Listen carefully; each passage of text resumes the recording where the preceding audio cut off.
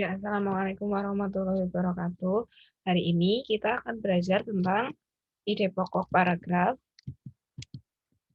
Kelas 5, tema 1 itu tentang organ gerak hewan dan manusia, subtema 1, pembelajaran 1. Nah, kita akan membahas tentang ide pokok paragraf. Paragraf dibentuk oleh dua unsur, yaitu yang pertama ide pokok dan yang kedua ide penjelas. Ide pokok adalah ide atau gagasan yang menjadi pokok pengembangan paragraf. Ide pokok terdapat pada kalimat utama, dan dalam satu paragraf terdapat satu ide pokok. Sedangkan ide penjelas adalah suatu ide yang menjelaskan tentang paparan dari ide pokok. Nah, untuk lebih mengetahui apa itu ide pokok dan ide penjelas, kita melihat teks berikut. Berikut adalah teks tentang organ gerak, manusia, dan hewan. Nah, salah satu ciri dari makhluk hidup adalah bergerak. Secara umum, gerak dapat diartikan berpindah tempat atau perubahan posisi sebagai sebagian atau seluruh bagian dari tubuh. Makhluk hidup akan bergerak apabila ada rangsangan yang mengenai sebagian atau seluruh bagian tubuhnya.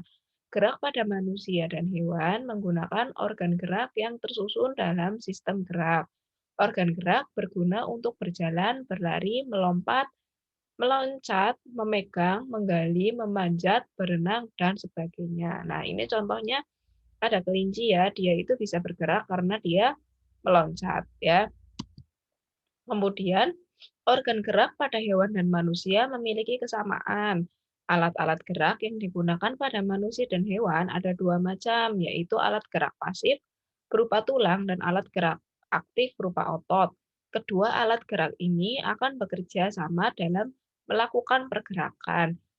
Kerjasama antara kedua alat gerak tersebut membentuk suatu sistem yang disebut dengan sistem gerak. Nah, ini adalah contoh eh, teksnya ya anak-anak. Kemudian kita akan membahas tentang ide pokok dan ide paragraf pada teks ini.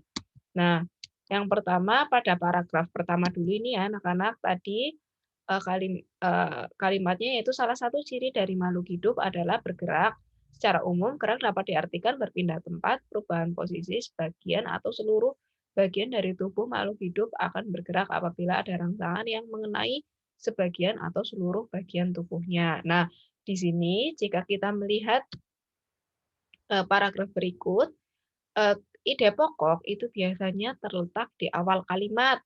Nah, ide pokok pada paragraf ini adalah salah satu ciri dari makhluk hidup adalah bergerak. Ini ya yang Bu Guru, yang Bu Rahmi beri tanda merah dan digarisbawahi. Nah, kemudian setelah mengungkapkan ide pokoknya, salah satu ciri dari makhluk hidup adalah bergerak, kemudian dijelaskan bagaimana sih cara bergeraknya seperti itu. Nah, ide penjelas itu ada di bawahnya ini yang secara umum. Di sini ide penjelasnya ada dua. Secara umum, gerak dapat diartikan berpindah tempat atau perubahan posisi sebagian atau seluruh bagian tubuh. Nah, kemudian kalimat selanjutnya, makhluk hidup akan bergerak apabila ada rangsangan yang mengenai sebagian atau seluruh bagian tubuhnya. Nah, kemudian ini di paragraf kedua. Benar. Gerak pada manusia dan hewan menggunakan organ gerak yang tersusun dalam sistem gerak. Nah, ini disebut ide pokok paragraf ya, yang Bu Rahmi beri tanda merah. Nah, kemudian untuk lebih jelasnya dilanjutkan lagi oleh ide penjelas yang berwarna hitam ini ya. Nah, kemudian untuk paragraf ketiga, organ gerak pada hewan dan manusia memiliki kesamaan. Nah, ini disebut dengan ide pokok ya yang Bu Rahmi beri warna merah. Terus Bu Rahmi ditulis di sini di ide pokok. Nah, kemudian dijelaskan oleh ide penjelas ya, kesamaannya itu di mana sih? Nah, ini kemudian dijelaskan pada kalimat selanjutnya. Alat-alat gerak yang digunakan pada manusia dan hewan ada dua macam, yaitu alat gerak pasif berupa tulang dan alat gerak aktif berupa otot.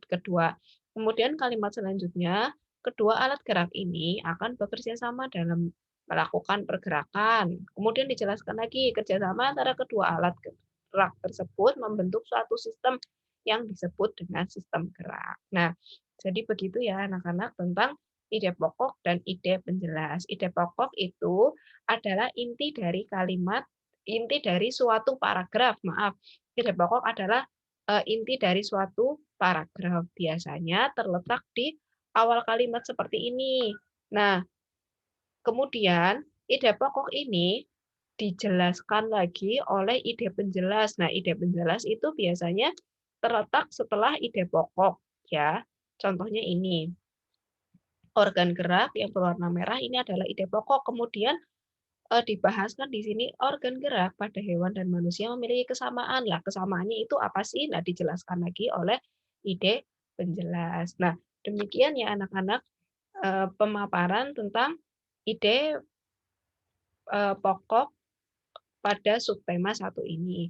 Untuk selanjutnya, Bu Rahmi akan membagikan soal tentang ide pokok dan ide penjelas yang nanti kalian kerjakan di Google Form. Demikian ya anak-anak penjelasannya. Terima kasih. Assalamualaikum warahmatullahi wabarakatuh.